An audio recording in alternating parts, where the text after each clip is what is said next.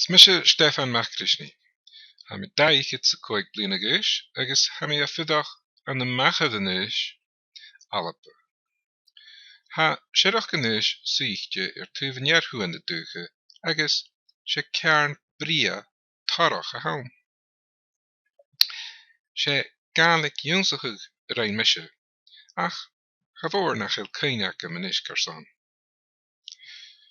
Raya huk mi shake 3 blianas in jelenski noch, a mi na mala noch aan son bliana, agus a gopper an een silne gaalik son a gane 3 blianigen.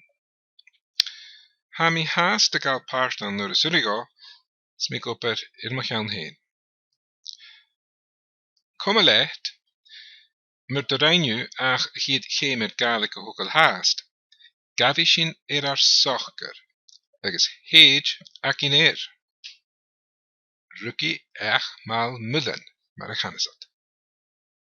Marchen leven traaste. Bonjour, je m'appelle Steven. J'ai 45 ans et je vis dans une région d'Écosse qui est beau et fertile, Angus.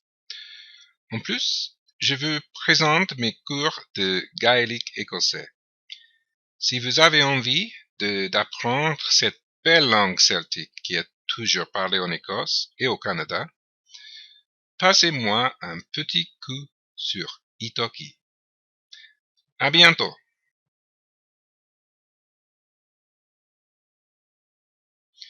Hajimemashite. Watashi wa Steven desu.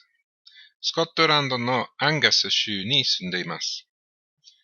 アンガス州は景色がきれい、土地が肥えた地域です。私は10年ほどスコットランドゲル語の会話教師ですが、レッスンを試してみればいかがですか？日常会話を目指しながらゲル語の特徴についてお気軽に話しましょう。ご希望によって日本語、英語、ゲル語でも授業中に話すことができます。では、お待ちしております。よろしくお願いします。